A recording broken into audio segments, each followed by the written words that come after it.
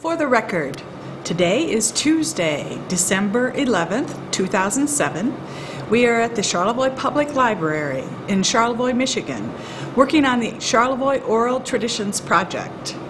I am Judith Ivan, Assistant Adult Services Librarian. Helping me with the interviews today is videographer Rick Pierpont of Pierpont Productions in Harbor Springs, Michigan. Well, welcome today. This afternoon we're here with Tom Carey and going to ask him about his experiences during World War II and his participants. I'd like to start with where were you born and raised? Born and raised in Charlevoix. Okay. Mm-hmm. And how did you what were you doing before the war started?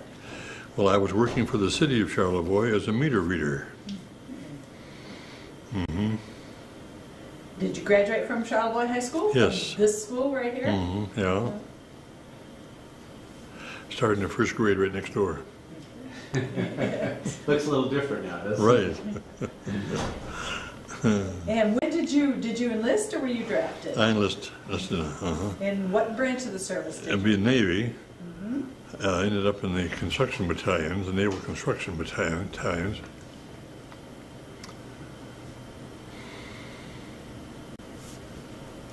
And what year was that? That would have been in the summer of '42. Mm-hmm. And where were you when Pearl Harbor was bombed? What do you remember about that day? Well, we were just at the dinner table when we got the news on the radio that it happened. Yeah. How did that affect your family right then? Well, of course, no one knew where Pearl Harbor was. Right. And so there wasn't, other than Dad, of course, had a good idea, and he said, "We're at war. We're at war." And so that it ended up. Well, I had three brothers too that went in the service. It's the same, all Navy, all four of us. But anyway, that was the when you first learned about it. That was it. How old were you then? I would have been 20. Mm-hmm. 20. And Go ahead. what part of the Seabees, or was it the Seabees? Did they call it this construction? And where did you serve? Where did you go first? Well, you mean in the camps, various camps, you mean? Yes. Well, I enlisted, of course, in Detroit. I went down to enlist in the Navy. Didn't know much about the Seabees at all, and the fellow that was doing the enlisting officer, he said, "Well, you should go in the Seabees." And I said, "What are the Seabees?" And he said they were the Naval Construction Battalions, and they were newly formed, and they would go out various parts in the world, and they would, build whatever had to be built. But the clicker was that he said the nice thing about it is, he said, every 6 months you'll come back to the States for a 6 weeks leave. Well, I was gone 2.5 years the first time and never saw home. So Never got any of that. But that's how they got fellas in. So God, that sounded great to me. So anyway, that would have been in July of '42. And then they called me in then, I think it was September, gave me a paper to report. So they sent me a bus fare, and I went from Charlevoix to Muskegon to Detroit. That was the bus fare ride. Took all day long and just stopped at every crossroad. Anyway, I got to Detroit and was, of course, got the physical and passed everything. And they put us to bed that night there, and the next morning they took us over by bus over train to the train yards, and we got aboard a sleeper and headed out we got our basic training down in Virginia. So I saw a sleeper for the first time. We had a place to sleep, a train. What do you remember about that sleeper train ride? Well, it was just such an exciting thing, because my gosh, they called you up to come and say, "Now you go and eat now, and you can go and eat now," and sit and just watch the weather go by. It was all there was to it. It was just a neat setup. Kid out of the farm, you know, he'd never. I had a train ride once before to Petoskey and back, but that was it. So that was really a wonderful experience. So we got down to Virginia, and we got our training there, our basic training. We were trained. A lot of Marines had to do with our training because they depended so much on the Seabees. They learned afterwards on these beachheads and so forth. They had to knock down the bushes and all this kind of stuff to get off the beach, you know. So that was, let's see, we left, I was there till probably the middle part of April, middle part of December. Again, we were 2 different camps. And then they put us aboard train and shipped us to California. And out to Port Hueneme, it was called, the name of the camp out there. And we got some more training, more combat training, really, and because it was near the Marine camps out there too. And then they put us on one of the worst storms of my life. They put us aboard this ship, and we headed out to sea. And I know I was one of all that were sick. We were just, oh gosh, seasick. Oh. Really bad. And an old timer came along to me and he said, "Tom," he said, "don't feel bad." He said, "You know," he said, "you've never been," this is about the second day out, and he said, "We've never been more than 4 miles away from land since we left." And I thought, well, gosh, that's encouraging, but he said, "It's straight down." Did that make you laugh? Yeah, it made me feel better, really. So anyway, we ended up in the Hebrides, which is a set of islands just it'd be south and east of Guadalcanal, and of course at that time there was still fighting on Guadalcanal. That didn't really cease until that later on that spring. That spring. So we landed there and we built a hospital, and we built a big hospital. My goodness, for the wounded coming back down, and then. Built a fighter strip, and we had we tested airplane engines. We had a called Marine Aircraft Group that would come in and bring their planes along, and they had to get off of them for, I don't know the day now, and I did them a number of times, but they had to stay off. They didn't fly for several weeks until they had gone through all these tests with these motors, and they put them back in the planes again. It was called Marine Air Group, I think. I don't know. That doesn't sound right, but anyway, it doesn't matter. What did you build the hospital out of? What materials? And where did you get those materials? It was all shipped down from the States. All came down from there, and but we built. Even had to build the beds and the chairs and the tables, and that we just the screen doors and the screens and everything. And of course, mostly Quonset huts, you know, they erected for the hospitals. And they would make them long and narrow, and they have rows of beds on both sides. And these are for the wounded that came in from the Navy, of course, well, I suppose Army too, but mostly Marines and Navy. And we built a PT boat place too, for PT boats to come in. And that's where the future president was supposed to have gone out of when he got blown up. Mm. But it was a big operation, huge. Well, you could imagine all these boats in and out of there. You couldn't hear yourself think around there. It was so noisy.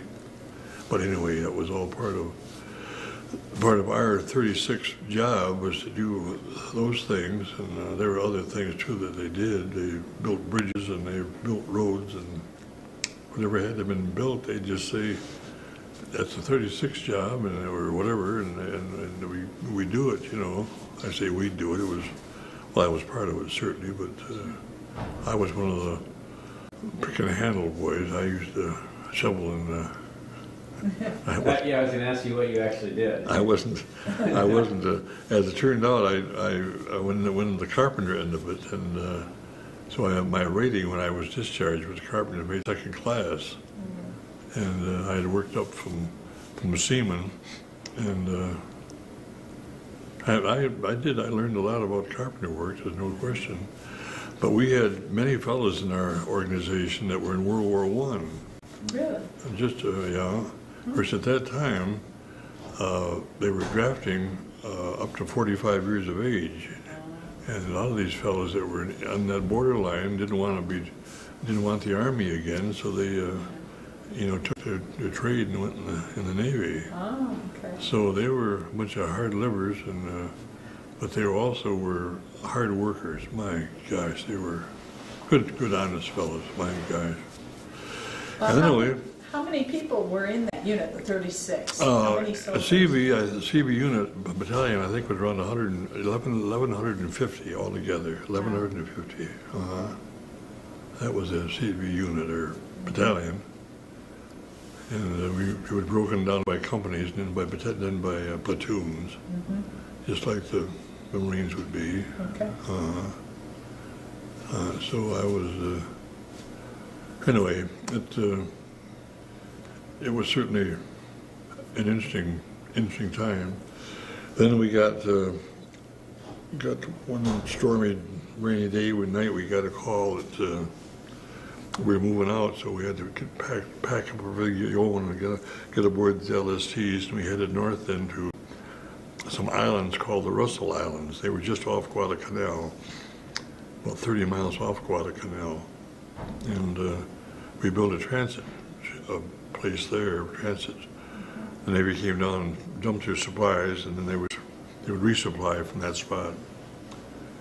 And we built all these warehouses and another hospital, and we were there probably only 6 weeks when we got the word to pack up again. We were moving north, and so we did. We got aboard LSTs again and went into Bougainville, and that was the invasion of Bougainville, and our outfit got a couple of stars for that island. It was we were there for quite some time. So what did you do there?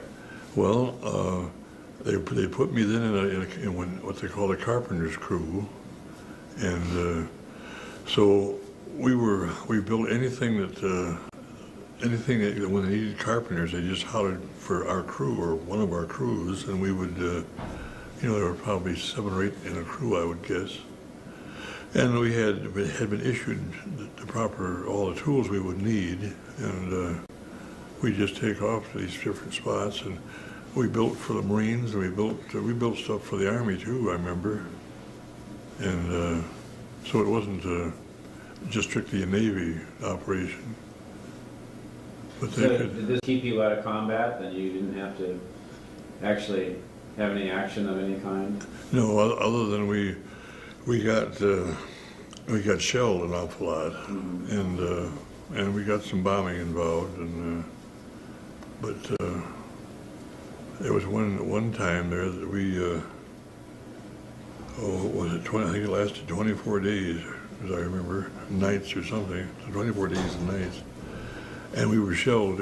It just never stopped. It just kept lobbing these shells in our outfits, and we lost some fellas, but because of that. And, where was that? That was in Bougainville. Bougainville?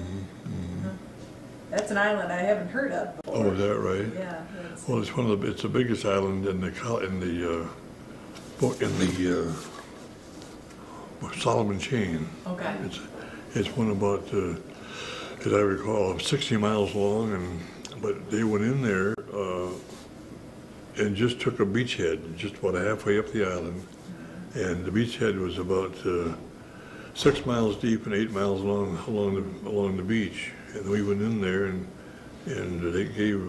we built a bomber strip and a fighter strip, and that was the strip that was the bombers that were used from there that knocked out Rabaul. They wanted to knock Rabaul out of the game, and that's where they flew out of.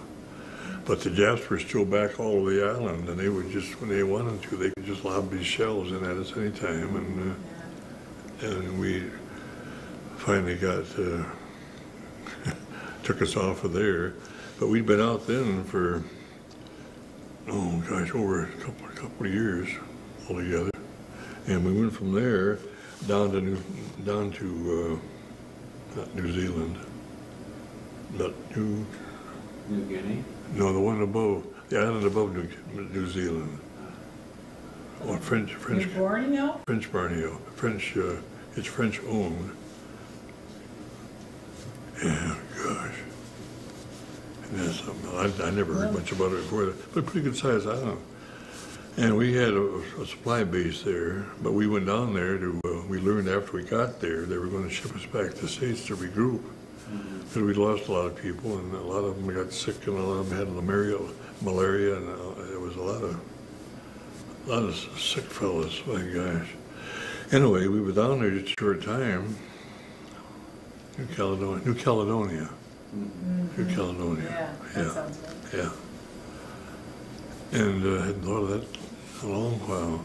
But anyway, we were there and we did nothing but train, of course, to keep you occupied. And but anyway, they announced on the PA system one time that we were to pack up, we're moving out, and we're going back stateside.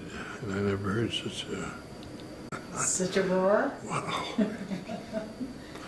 Yeah, that was something else. So they put us aboard this transport ship, and we headed back stateside. And we landed in where did we land? Landed in one of the Marine bases there in Southern California. And anyway, various ways we found we got plane trips, not plane, but train trips home, and supposed to be home for a month, for 4 weeks.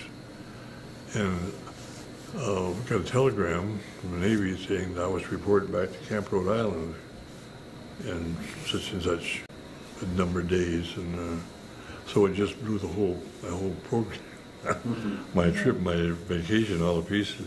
Yeah. And so I did, and I had an older brother that was had a sub chaser out of New York. He was commissioned, and I could stop and see him. I hadn't seen Charlie in several years, and so this is, I think, is quite an interesting story too, a true story. So we met. He was waiting for me at the station when I got off the train, and he said, "Well, we got to get up to the apartment." He said, "Gene is going to wait us on Sunday. We're waiting dinner for us." So we started walking towards one of these subways, and this young fellow was right along with us. You know, a Navy fellow. He wasn't commissioned. He was just a seaman. And I just assumed he was with Chuck's ship because he had 30-some aboard his ship, 30-some help. So anyway, as it turned out, we went to Staten Island where his boat was tied up, and also on Staten Island he had his apartment was there. So we walked up to his apartment, and this lad is right along with us. So we get in the house in the apartment, and Jean, Chuck's wife, motioned me to come out in the kitchen. So I'm out in the kitchen, and she said, "Why don't you introduce your friend?" And I said, "I never saw him before in my life." I said, "I thought he was off, Chuck's friend, Chuck off his ship, So then she called Chuck out, and she said, "Tom doesn't know who he is. You don't know him either?" And he said, "No, I don't know who he is." So anyway, Chuck called him out then again, and we introduced ourselves, and he said, "You're welcome to stay for dinner." He said, but he said, "Afterwards, we've got an evening planned, the three of us," and he said, "It's probably best that you have to go on your way." I know where he went, but anyway, he got a nice Sunday dinner out of it, and never said a word. He was gracious and thanked us for all the nice time. But It's a funny story. such a surprise, a surprise.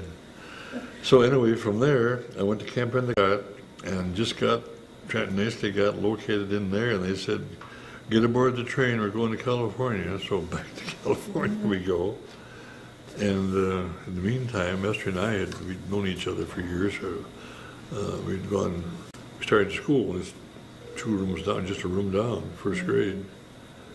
And she had gone in nurses training. Anyway, I said to her, well, if you want to get married, why, you got to come to California because everything is so up. So she came to California, and we were supposed to be there for several weeks and more training. And as it turned out, we were married 12 days, and we were shipped out again. I shipped out again, and she came back to Michigan. So this time we went to Hawaii first, and that was a nightmare too. The ship we were on going to Hawaii, we were out of the States for 4 or 5 days, and it went dead in the water. And so the Navy put a patrol boat going around us out there. We just sat there, and they finally got the motors running, and they got it going real slow. And we got into Pearl Harbor, and they had it all fixed. So they put us in this invasion. We were headed for Iwo Jima for that invasion. And we get out in the midst of all these ships, and this darn boat went dead in the water again. So they sent a boat out from a tug out from Pearl, and then pulled us back into Pearl and put us ashore. So it got us out, cleared the boat, put us ashore, and I don't know just how long we were there then, but we got in the tail end of Saipan. They were still shooting away, and we got in there, and then we went into. From there we left and went into. Oh boy, what's the name of that? Okinawa, and in Gray Beach in Okinawa. We were in first ones in that side of the beach, that side of the island, and right away, of course, we built a fighter strip, and then a hospital and another fighter strip. Mm-hmm. And we stayed there. Then